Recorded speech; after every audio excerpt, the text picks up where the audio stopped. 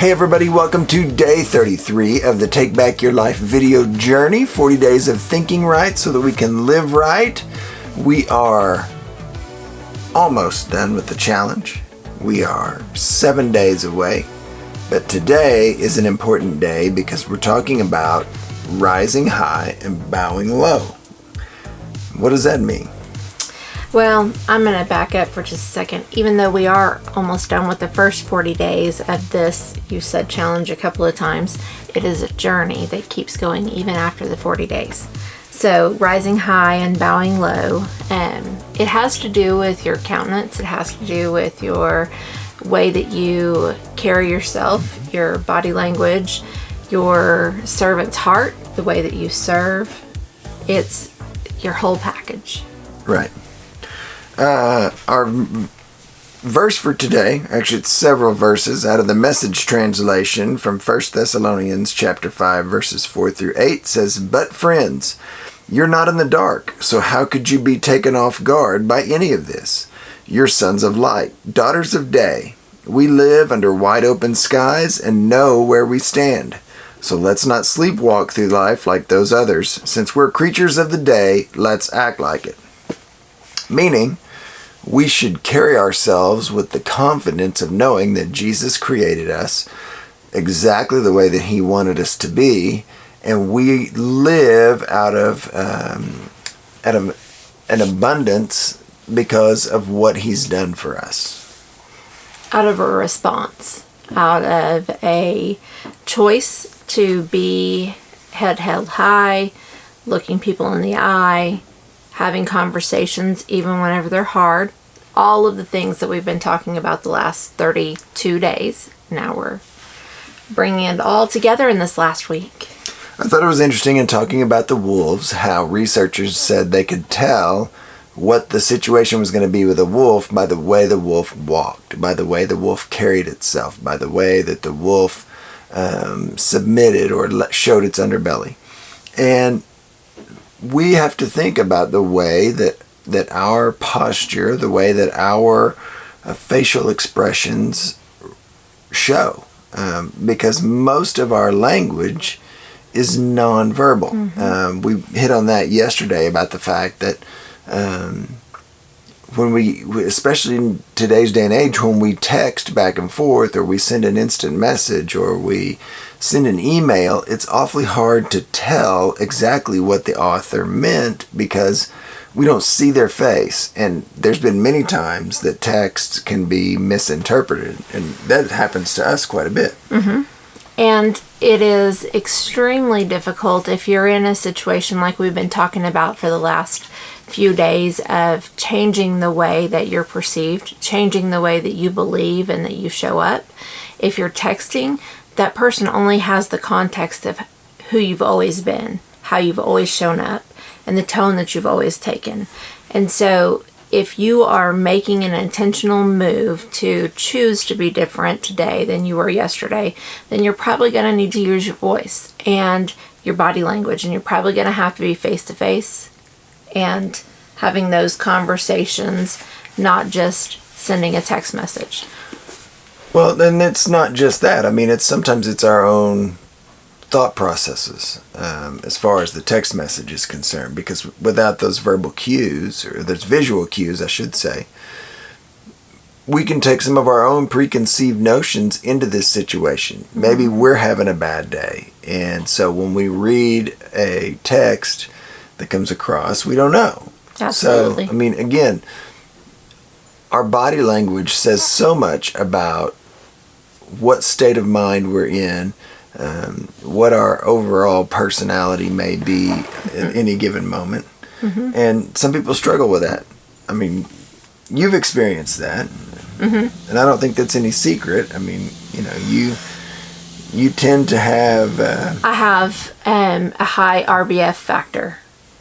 And I don't even realize whenever it's like blaring. And we had, 2019, we had a photographer that was trying to take a picture that he said, "More friendly." And I'm like, "What?" And he goes, "More friendly." So now that's the joke with the family, is more friendly. But, I mean, it just goes to show sometimes we don't know. And if we're not conscious and not active in trying to figure out what our posture is, then we're not going to know what we're putting off to other people. I mean, I've had the same sort of reality in my work situation. And there are people at my work that, some days I'll have my head down and just working away and doing my thing. And maybe if something's bothering me at home or whatever the case may be, but they can see it.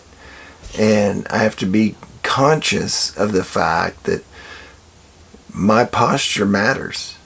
Mm-hmm. It matters because one of the things that I want to do in my everyday life is point people towards Jesus. And if I'm in, RBF, then and that's not going to go well. If you don't know what RBF is, you're going to have to look it up. And posture matters because even whenever Jesus was here and was walking in the natural earth, his posture mattered. He had to choose to bow down on his knees and pray to the Father. He had to choose to bow down and serve. He had to make those same choices. And so whenever we're talking about posture, one of the questions that you're going to get to today is, are you taking the posture that Jesus took? Or, like we talked about, whenever we exhibit stress, for me, my RBF factor goes up. I become very focused. I can become very demanding if I am in a stressful situation because I know this is how things need to go, or I think that I know this is how things need to go. And so I can come off very domineering, and that's not necessarily going to actually get me the results that I'm looking for. So we talk about the fact that we need to be conscious of our posture. We need to have the confidence of knowing that Jesus made us the way that he wanted us to be. And that gives us a bit of confidence to know that we can live out the life that God's called us to because he's prepared us for it. And then, like April said, we need to be willing to have that servant's heart to be able to bow low in the sight of Jesus. Because, as he talked about with the wolves, no wolf bows lower than the Omega wolf. And Jesus said, I am the Alpha and the Omega.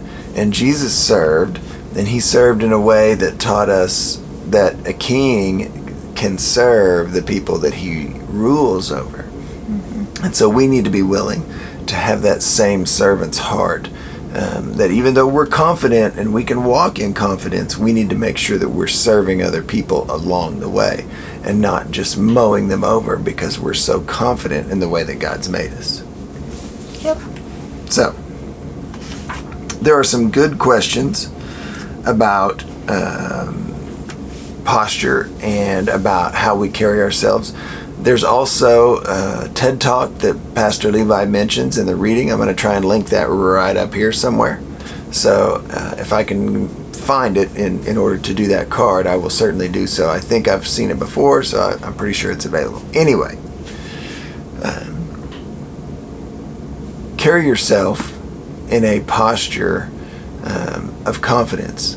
Lift your hands.